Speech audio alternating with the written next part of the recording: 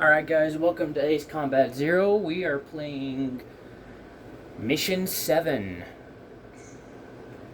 called... Oh, we got us a cutscene, I'll shut up.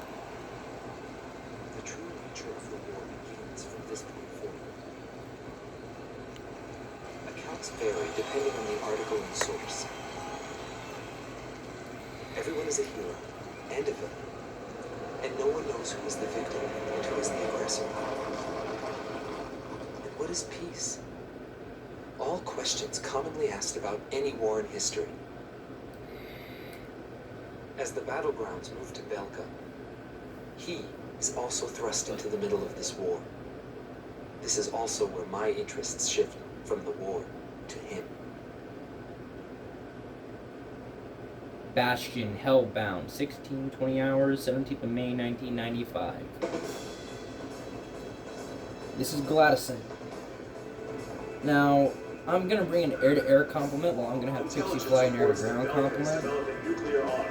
Just because I'm good with my guns, at least strafing ground targets. But I will be talking about glatisant and this entire operation. Centered on the ruined base of Glatisant, the Hydrian line, Belka's long line of defense, stretches 700 kilometers from Osea's southern border to the border of Saturn. Situated at the peak of Mount Ivrea, the ruins of Glatisant have been transformed into a modern base with anti-aircraft artillery and a powerful defense system. The Galm Team's mission is to launch an aerial strike on Glatisant, opening the doors to Belka for our ground troops. In all probability, this will be an extended operation. You'll be able to refuel during the latter half of the mission. If you're low on fuel, temporarily withdraw from the battle and return to base. Good luck. Now with glatisant, it's set in a ruined castle, which back during Belka's medieval era, this was their main castle because it bordered Osea and the other countries on their border to the right flank of them. And the Hydrian line basically protected northern Belka throughout the Middle Ages. And it's not really useful in modern day because bombs, missiles, and everything would punch right through those stone walls. But they outfitted it with a bunch of AA guns, cannons, choppers, jets. It's basically a fortress nowadays. Usually you would want to bring like an A-10, but I'm not. Now with this mission, this is where the nuclear things come into play. This is technically a nuclear inspection. Tom 1, you are cleared for takeoff.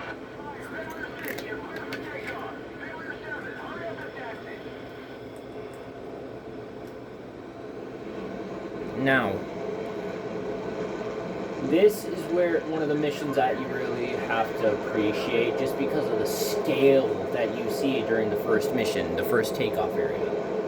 You see a bunch of mercenaries taking off and heading off to the combat area.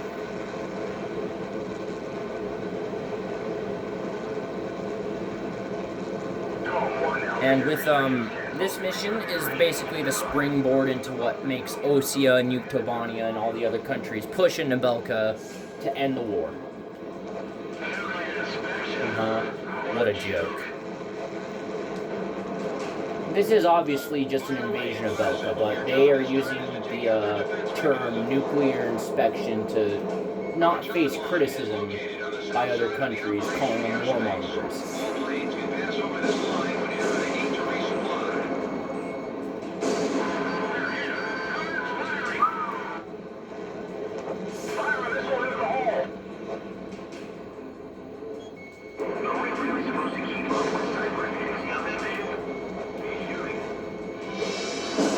And I missed.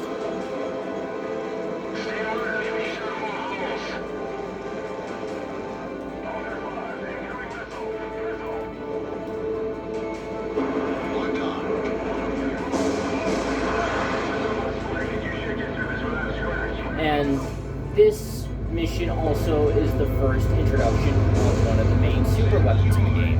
the train, please? I am so sorry. I cannot control trains. And this is basically the introduction for Excalibur, because in the end of the mission, you get to hear a certain line. God damn it, give me a lock. Give me a radar lock on a fucking...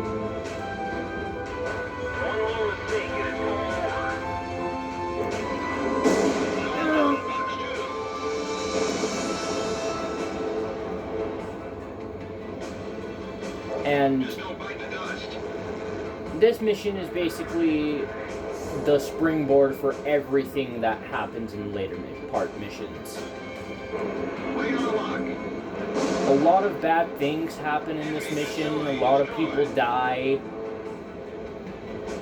And the Allied forces lose a lot of planes and manpower because of just how big and heavily defended glatisant is against air attacks. Yet they still went ahead with the mission.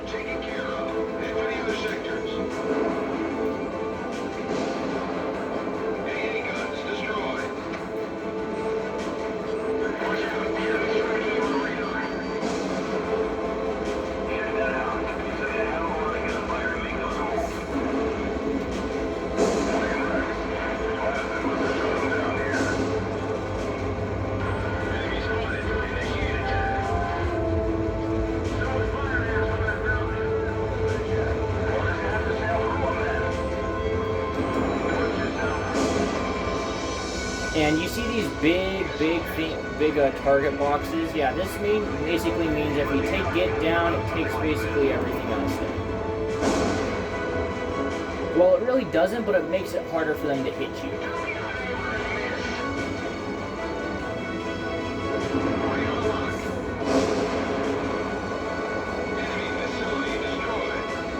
See, their range is really reduced. They'd be popping shots off at me, no matter how high I was.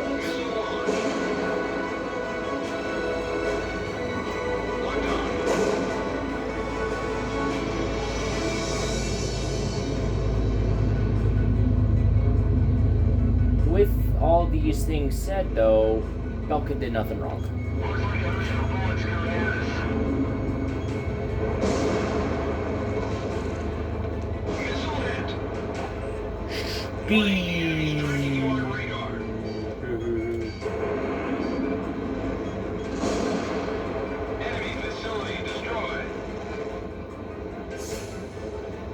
But in this mission, there is a lot of little Easter eggs and secrets. Not like game Easter eggs where you can see it, but just references.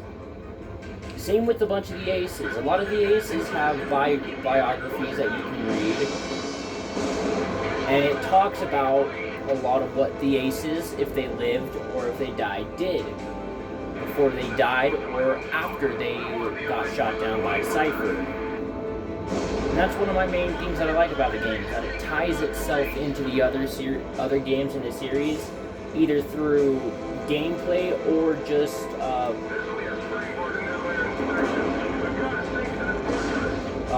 in little biographies from the aces. Some of the aces worked for Grunder after the war. Some of them go into the space program for Osea. Some are hired on by other countries to be their military advisors. And you gotta keep in mind, this is after a long Cold War between Osea and Yugoslavia. So Belka has been building up its military forces really unnoticed,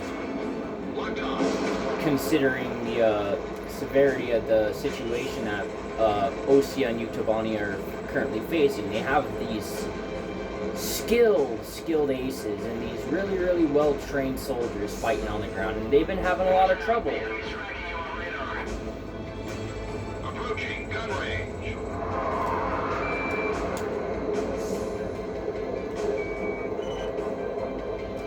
Well, not your special weapons. You have bombs. But the 4Ms in this game are called XMAAs, and they're stupid broken, and I love them to death. I wish they were like this in Ace Combat 4, 4-7.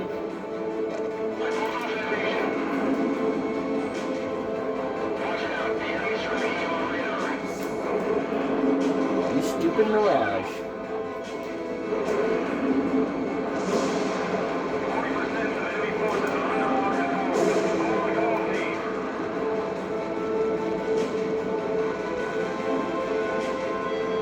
With all this said, though, the main problem that other countries had with Osea doing all this is the fact that they were the ones that were profiting off of it, not the countries they said that they were going to help. It was Osean profit, basically. It was just an Osean war.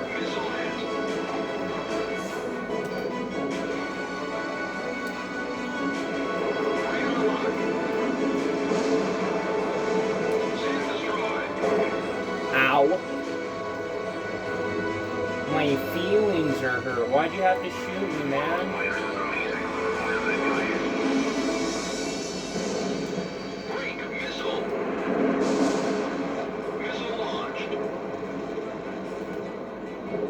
I'm playing on expert too, so all these missile shots that they're shooting at me are gonna kill me in one tap.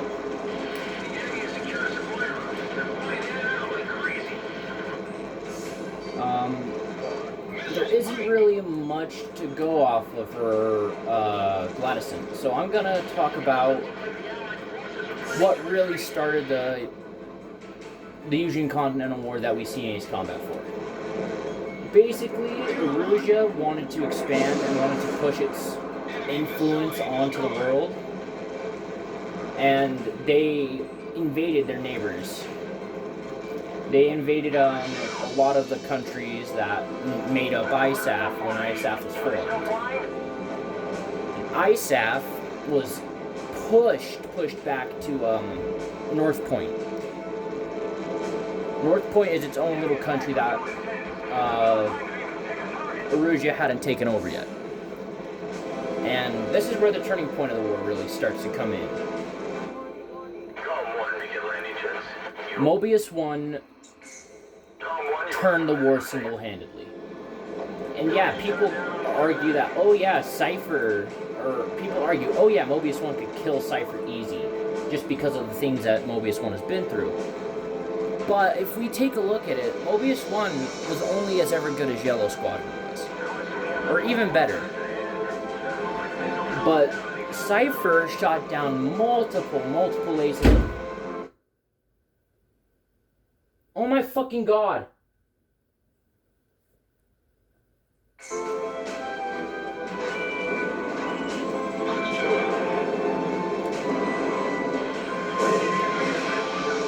And Cypher shot down really legendary aces, but either single-handedly or with his friend Pixie. And Pixie and Cypher were good aces, straight up. But this point in the war really turns for the worse. Especially considering how Belka had the same kind of mentality as Imperial Japan did in World War II. Imperial Japan was basically a fucking cult. And they were so dedicated to their leader and our country that they would die doing whatever they could to save their country's independence. Which, as an American, you gotta respect, but at the same time, they were brutal. They had no remorse. So it really makes sense to why Belka nuked itself 7 fucking times. Get it, Pixie. Oh, I got him with the gun barely. Come on, let me on. Fox 2.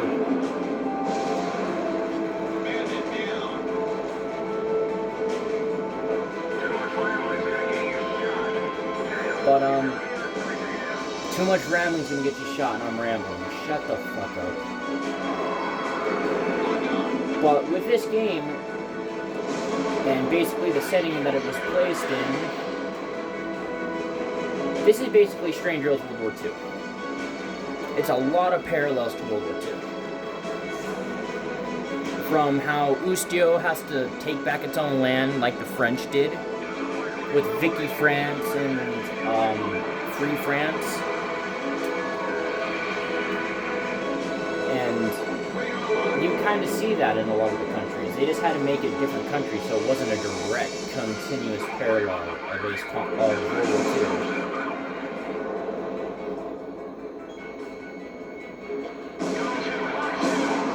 Oh god, Pixie. Pixie, what are you doing, man? What are you eating, man? Damn, dude, let me get some. But this is basically, I would call this operation right here, the operation at Guadalcanal, because Guadalcanal was brutal fighting, and it was a brutal air war. And it was all over an airfield. Henderson Field, which is what the Americans called it. I don't know what the Japanese called Henderson. I just know it was called Henderson. And you can kind of see that with the Futuro Canal being Savo Island and Iron Bottom Sound, with how Cypher basically sunk their entire fleet there, except for the few that appear in Onfang later on in mission, I think 16. No, it's mission like 14 or 15 that you do in Onfang.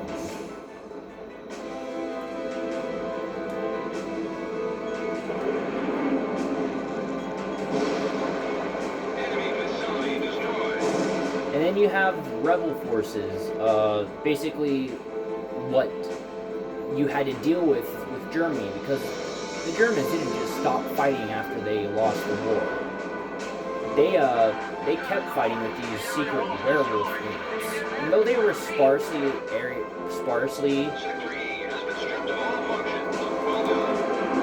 spread out, and some of them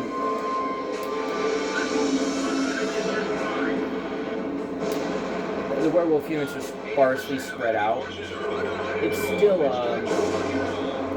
a really good parallel.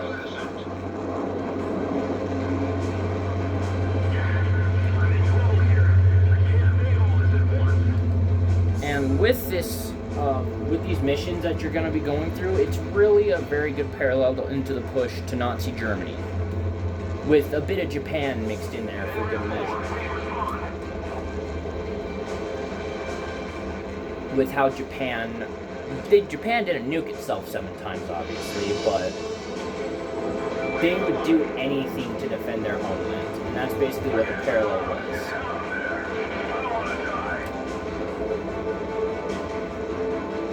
Belka was super nationalist, and being prideful in your country is not bad, but if it goes to the point where you want to do what Belka was doing, which honestly wasn't even that bad. Belka was just trying to make itself financially stable. It wasn't like Germany. I think it was more of a mixture of Germany, Japan, and America for Belka. There's definitely influences of all 3 of those countries. And also a bit of Russia, considering Schwartz team. How they mainly operated. They were hunting traitors and people who were abandoning the Belkan military to go and live without this tyrannical government ruling over them at all times.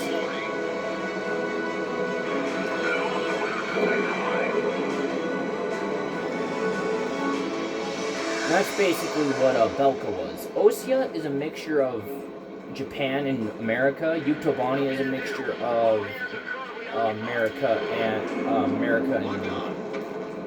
Russia a little bit. It's mainly Russian, but it's not like Soviet era Russia. Bandits in gun range. Radar lock. Nice kill. And this is all a really good parallel, considering that Belka shocked the world into ending the war with those nukes. And those nukes is basically what ended the war for Belka and the world. But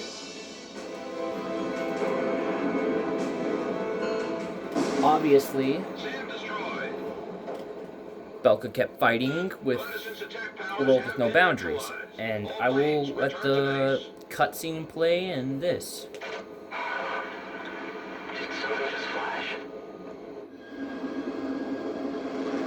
Now that last line there, in the next mission, you're gonna know what it is. I think it's either next mission or mission 8. No, it's next mission, because this is mission 7. Mission 8 and mission 9 are the missions to take out Excalibur. Mission 8 is when you find out about Excalibur's existence, and mission 9 is when you shoot the damn thing down. But that's basically what this conflict mirrors, and how it mirrors and pushes in multiple wars that in our history, modern military history in our world, meshes it together. That's what Ace Combat does well. The squadron attacking from Bustio's border was wiped out by a mysterious attack. We are currently investigating this incident.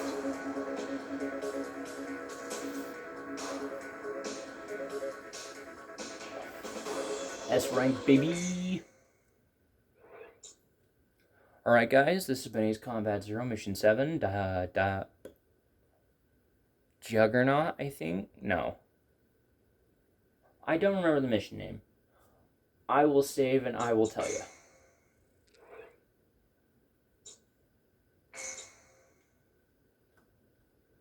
I will...